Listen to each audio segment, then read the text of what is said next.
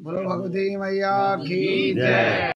सरितपते जया कन्या यासी सर्वसाख्यवती लक्ष्मी तां श्रियं च ब्रुवन्तु नः। गंगे भो देवा भो ब्राह्मणा मम गृहे मम ग्रामे च अस्मिन् यज्ञ कर्मणि श्रीरस्तु भवन्तु ब्रुवन्तु श्रीरस्तु भवन्तु ब्रुवन्तु श्रीरस्तु भवन्तु ब्रुवन्तु।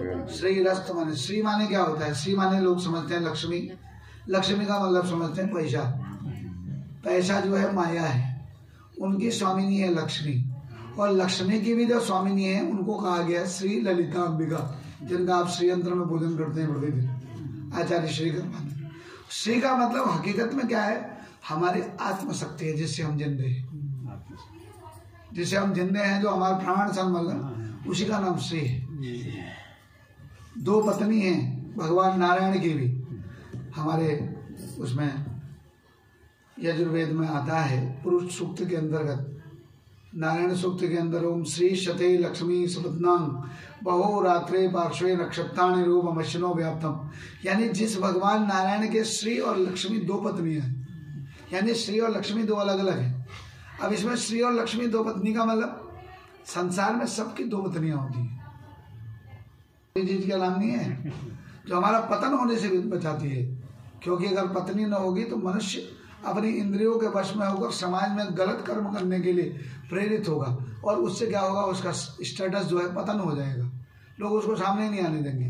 तो स्त्री हमें पतन से बचाती है, इसलिए पत्नी कहा गया उसे।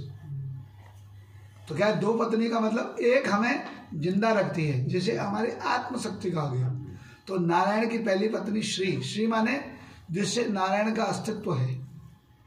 कल भी मैंने भागवत में बताया था कि शिव शक्त्या युक्त हो, कि शिव तुम शक्ति से युक्त हो।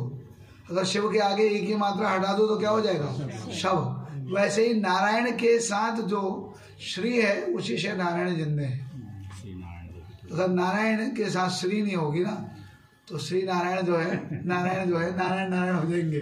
क्यों? और लक्ष्मी का मतलब उनकी अर्धांगिनी, यानी उनकी लौकिक पत्नी। तो इसलिए हर मनुष्य के साथ दो पत्नियां उसकी, एक उसकी आत्मशक्ति जिससे वो जिंदा है, और एक उसकी अर्धांगिनी पत्नी जिसके साथ उसका पाणी ग्रहण संस्कार हुआ है। इसलिए आगे भी कथा सुनेंगे ध्रुव की पिता की, तो उनकी भी दो पत्नियां थी उत्तानपाद राजा की, एक सुनीति और एक सुरुचि। हालांकि हम तो सुनीति और सुरुचि की कथा सुनाते हैं, आध्यात्म की कथा सुनाएंगे तो लोग सुनेंगे नहीं। सुरुचि और सुनीति सबकी दो पत्नियां थी। सुनीति माने जो नीति के अनुसार हमें चलने का मार्ग बताती है। सुनीति माने जो हमें नीति बताती है। यश करण चाहे वो हमारी आत्मा होती है, ये अच्छा है ये गंदा है, ये करण चाहे या न करण चाहे, हमारी आत्मा हमें सब बता देती है। परंतु हम क्या करते हैं? सुनीति की बात को नहीं मानते, उसे जंगल में छोड़ देते हैं। क्या करते हैं? हम सुरुचि की बात मानते हैं, जो हमारी रुचि हो। हमको डायबिटीज रसगुल्ला खाने की इच्छा छो, आज हम रसगुल्ला खा। सुरुचि, रुचि खाई में वो हमारी रसगुल्ले में है। हमको हाई ब्लड प्रेशर है, चटपटा नहीं खाना है, बीपी हाई हो जाता है, गोलगप्पा खाने की इच्छा, हम खा रहे हैं। हम किसकी बात मानते हैं? सुनीति की बात नहीं है। सुनीति कहती है मत खाओ, तुम्हें डायबिटीज है, बीमार हो जाओगे। सुरुचि कहती खाओ ना, जीवन 2 दिन का है। क्यों? लोग है तो क्या है? दो चीजें सबके साथ है, और ये संसार दो चीजों से ही मिलकर बना है। इसमें सुख भी है, दुख भी है, दिन भी है, रात भी है, अच्छा भी है, बुरा भी है। इसलिए जो लोग कहते हैं फले फल होना चाहे, या जो को उजावे उजा होना चाहे, इसका मतलब वो प्रकृति में रहना ही नहीं जानते। तो इसलिए यहाँ पर क्या कहा गया? श्री रस्तु भवंतो ब्रुवंतु। लक्ष्मी भवंतो ब्रुवंतु नहीं कहा गया।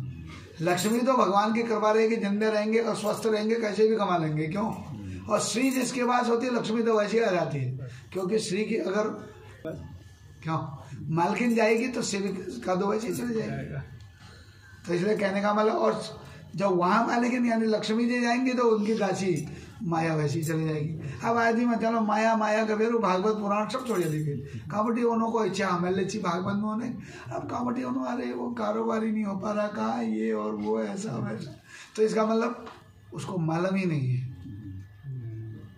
कि अगर भगवती श्री अंबिका को बुलाते हैं तो सारी अंबिकाएं वैसी आ जाती हैं। तो आप क्या मांग रहे हैं ब्राह्मणों से? ऐसा कहो कह रहे हैं कि मेरे घर में श्री बने रहे, यानी कि हम सब सकुशल और आरोग्य रहें, जीवित रहें। जिंदे रहेंगे तो कमा लेंगे ना, यही तो बात है। भगवान की कृपा से कोरोना आया, जितने लोग उस समय सब घर के अंदर रहे, कितनों की आर्थिक स्थिति खराब हुई, परंतु जिनको भगवती ने कृपा की जिंदा रखा, फिर कमा लिया उन्होंने, फिर अपने अपने काम में गए, फिर कमा लिया। जिंदगी रहनी चाहिए। परंतु जिन्होंने लाखों करोड़ों भी कमाए उस बीच में, परंतु उनको कोरोना होकर चले गए, वो पैसा यहीं रह गया अपना, जैसे शेयरम हो गए। तो श्रीरस्तु का मतलब है जीवन तंतु, हमारा जीवन जो है बचा रहे, ऐसा आपको कह रहे। ठीक है। ओम श्रीरस्तु, ओम श्रीरस्तु, ओम श्रीरस्तु, ओम श्री सते लक्ष्मी बीजपद्या वहोरात्रे पार्श्वे नक्षत्राणि रूपमस्मै नव्यात्तम् आयुषन्निगाणम् मुम्मै गाणम् सर्वलोकम् मै गाणम् सुरविपत्तो चौथा शान्तिर्धरातले तथा च देवदेवानां तां शान्तिं ब्रुवन्तु नः। फिर कहेंगे कि भो देवा भो ब्राह्मणा मम गृहे मम ग्रामे च अस्मिन् यज्ञ कर्मणि शांति भवन्तो ब्रुवन्तु, शांति भवन्तो ब्रुवन्तु, शांति भवन्तो ब्रुवन्तु। आप कह रहे हैं कि हे ब्राह्मण देवताओं, मेरे घर में इस यज्ञ को करने से शांति हो। कब, कैसी शांति हो? एक शंखासुर नाम का दैत्य हुआ था भयंकर। वो शंखासुर माने वो शंख के अंदर छुप जाता था, और शंख एक ऐसी चीज है कि जिस पर वज्र का प्रहार नहीं होता है। जिसके घर में शंख रखी हो और रोज बजती हो, उसके घर में कभी वज्र नहीं गिरता। तो कहने का मतलब, एक तो द्वार पत्र लगा हो हमारा गंगा दशहरा के दिन, और दूसरा शंख घर पर रखी हो और रोज बजाई जाती हो। तो जिसके घर में ये दो चीज होती है, उसके घर में कभी भी अशांति नहीं आती। तो क्या है कि शंखासुर नाम का एक दैत्य हुआ, वो क्या करता था, देवताओं को परेशान करता था और उनका स्वर्ग में रहना उसने हराम किया। जैसे देवता उसे युद्ध करने आते तो शंख के अंदर चले जाते, और समुद्र के अंदर शंख थी। अब वैसे भी आपको पता है, केमिस्ट्री आती है यहाँ, वो भौतिक फिजिक्स आती है यहाँ पर, कि हम किसी भी चीज को अगर क्या करते हैं, सघन से बिरल में डालते हैं या बिरल से सघन में डालते हैं, तो वो क्या होता है, या तो अक्ष से दूर हो जाता है या अक्ष के नजदीक, यानी वो टेढ़ी हो जाती है, टिल्ट हो जाती है। क्यों? तो जब हम बिरल से सघन में जाते हैं, यानी पतले से गाढ़े की ओर जाते हैं, तो क्या होता है, अक्ष से कोई भी चीज दूर हो जाती है। इसलिए आपने देखा होगा, आप सीधी पेन या सीधी लकड़ी पानी में डालते हो, पानी में टेढ़ी दिखती हो। क्यों? वो अक्ष से दूर हो जाती है। ये अपवर्तनांक का नियम कहता है। क्यों? तो इसका मतलब, वैसे वज्र, वो शंख को देख करके जैसे वज्र फेंकते थे इंद्र महाराज, वो टेढ़ा हो जाता था, क्योंकि उसमें लगता ही नहीं था। तो परेशान हो गए। तब उस समय भगवान श्री कृष्ण चंद्र जी को याद किया इंद्र जी महाराज ने। उन्होंने कहा भगवान आप करो कुछ न कुछ। तो भगवान श्री कृष्ण समुद्र के अंदर गए, और समुद्र के अंदर जाके वो शंख के अंदर प्रविष्ट हुए, और पीछे से प्रविष्ट होकर के उसका वध किया उन्होंने, और उसको पकड़ करके मुख के रास्ते बाहर निकल गए। पहले से शंख में छिद्र नहीं होता था आगे, इसलिए दक्षिणावर्त शंख में आज भी छेद नहीं होता है, वो बंद होती है आगे से।